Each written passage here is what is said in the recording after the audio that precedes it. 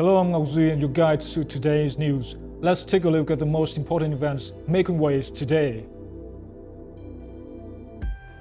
Prime Minister urges Vietnamese, Chinese firms to turn high-level agreements into action. Commune-level public security officers to handle more administrative procedures.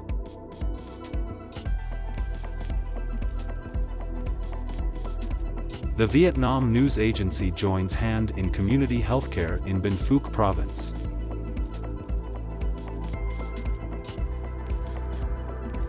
Ramuan Festival, unique cultural practice of Cham people in Binh Thuan.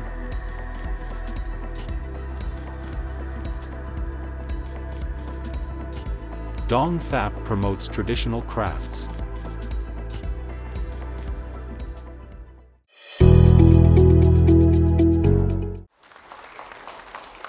During a dialogue with Chinese companies in Hanoi on February 28, Prime Minister Pham Minh Chinh encouraged them to enhance technology transfer, enabling Vietnamese enterprises to integrate into the global value chain and expand their investment opportunities. The Prime Minister expressed his desire for Chinese firms to capitalize on Vietnam as a hub for production and trade.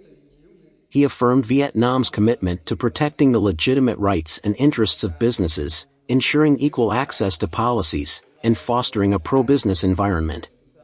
He called for increased investment in traditional growth drivers such as investment, exports, and consumption, while also promoting new growth engines, particularly in semiconductors, artificial intelligence, cloud computing, the Internet of Things, optoelectronics, quantum technology, biotechnology, new materials, and high-value services such as digital payments.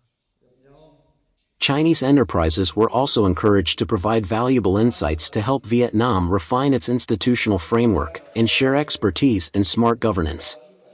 The Prime Minister highlighted key investment areas, including clean and renewable energy, transport infrastructure, such as railways, airports, seaports, and motorways, as well as industrial parks and economic zones. He urged businesses to promote digital payments, expand local currency payment options, invest in financial centers, advance green finance, and boost two-way trade by establishing border economic zones and smart border gates. He underscored Vietnam's macroeconomic stability, marked by controlled inflation, manageable public, foreign, and sovereign debt, stable exchange rates, and favorable interest rates.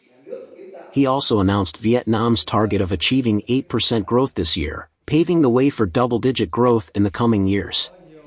Achieving this goal, he emphasized, requires strong determination and decisive action from all sectors, localities, businesses, and citizens, with the active participation of the business community, including Chinese enterprises. Chinese ambassador to Vietnam He Wei and Chinese firms praised Vietnam's investment-friendly environment and strong growth potential, particularly the government's consistent support and regular engagement with investors to address challenges. Chinese companies expressed keen interest in expanding their investments in proposed projects in urban development, Vietnam-China railway connectivity, urban rail systems in Hanoi and Ho Chi Minh City, motorways, seaports, renewable energy, financial and banking centers, electric vehicle production, digital infrastructure, science and technology, and aviation. They also called for further streamlining of administrative procedures, labor permits, and visa policies to enhance operational efficiency. Vietnam remains China's largest trade partner within ASEAN and its fifth largest globally. Meanwhile, China is Vietnam's biggest import market and second largest export destination. While Chinese firms initially focused on Vietnam's processing and manufacturing industries, they are now actively exploring opportunities in energy, construction, infrastructure, electronics, automobiles, and finance banking.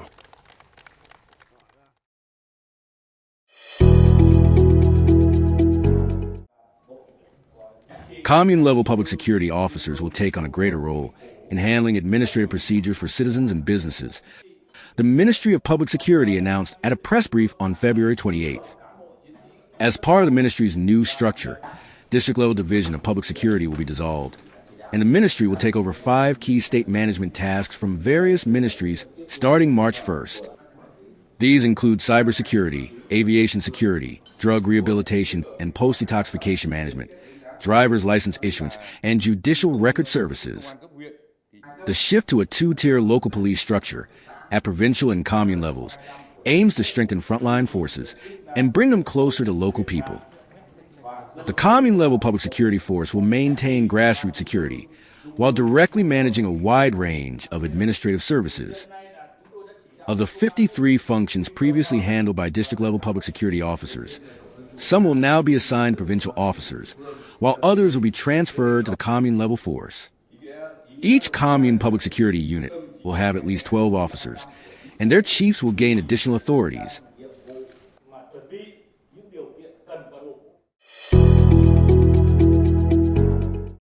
The Vietnam news agency local bureaus in Ho Chi Minh City and Binh Phuc Province, in collaboration with the Binh Phuc Provincial Police Clinic and Pharmacy JSC, organized the Dr. Tour Health Fest in Tan Phu Ward, Dong Xuoi City, Binh Phuc Province, on February 28th to provide free medical checkup and treatment for the underprivileged. 200 local residents received free medical checkups and health consultations. Thanks to the organizers, we have a chance to check our health conditions and receive free medicine, as well as know how to better take care of ourselves. The donors and doctors not only provided us with medical checkups and gifts, but also informed us about future events in Tan Phu Ward. It is very useful, so we will attend next programs if they are to be held in our locality. This is one of our community health care activities. Today, we came to Binh Phuc Province to award scholarships to students and gifts to underprivileged residents. We also conducted basic medical examination and treatment and helped raise local people's awareness about health care and the importance of regular medical checkups. The activity aimed to mark the 70th anniversary of Vietnamese Doctors' Day, February 27th. On this occasion, the organizers gave 20 gifts to disadvantaged families and 20 scholarships to poor students with academic excellence, which totaled about $14,000. National Assembly Chairman Tran Thanh Mun has signed off Resolution number 189 concerning special mechanisms and policies for investment in the Ninh Thuan nuclear power project. The resolution stipulates several special mechanisms and policies for the development of the project, including the Ninh Thuan 1 and Ninh Thuan 2 nuclear power plants and component projects, along with some others for the South Central province of Ninh Thuan to support the project implementation. Notably, the resolution allows simultaneous negotiations with international partners to sign agreements for construction cooperation and credit provision, alongside adjustments to investment decisions and project approvals. Regarding the selection of investors and contractors, the resolution specifies that the Prime Minister will designate the project's investor, while the bidding process for the key contract to build the main plant will be streamlined. Additionally, certain advisory contracts in the preparatory phase will undergo a simplified tendering procedure. The Prime Minister has the authority to decide on the application of norms and unit prices based on negotiations with the project's partners. The investor is exempt from submitting proposals to the State-Owned Asset Management Authority for approval of investment project details, capital mobilization plans, and asset collateral for loans, as stipulated under the Law on Management and Use of State Capital in Enterprises.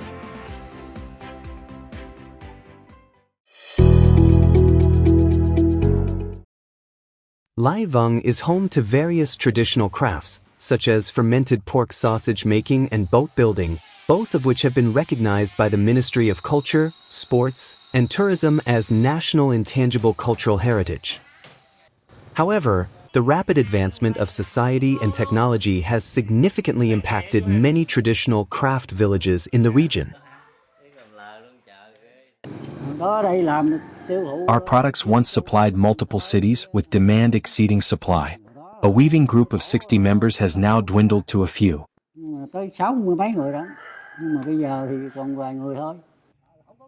Faced with these challenges, traditional craftsmen in Lai Vung have been exploring new directions for their products.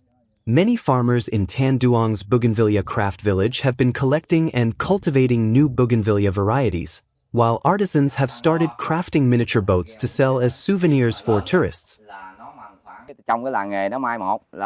As the village declines and faces competition, I've shifted to artisanal wooden boats to preserve the craft, pass it down, and create local jobs.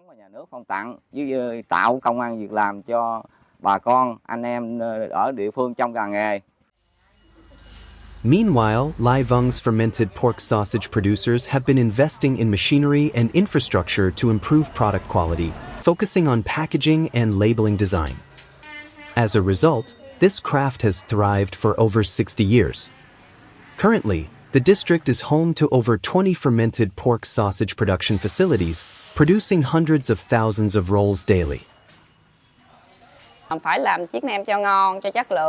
The dish must be delicious, high quality, and visually appealing with a variety of designs, allowing customers more choices, especially for gifting their loved ones.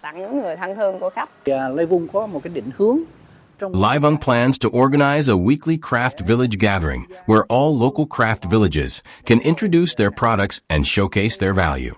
Visitors will also have the opportunity to learn, shop, and experience these traditional crafts firsthand. In addition, Lai Vung is focusing on promoting its craft villages and their products while disseminating policies and mechanisms for rural industry development. The district also plans to organize a festival to honor traditional crafts and support craft households in improving product quality and participating in the One Commune, One Product program.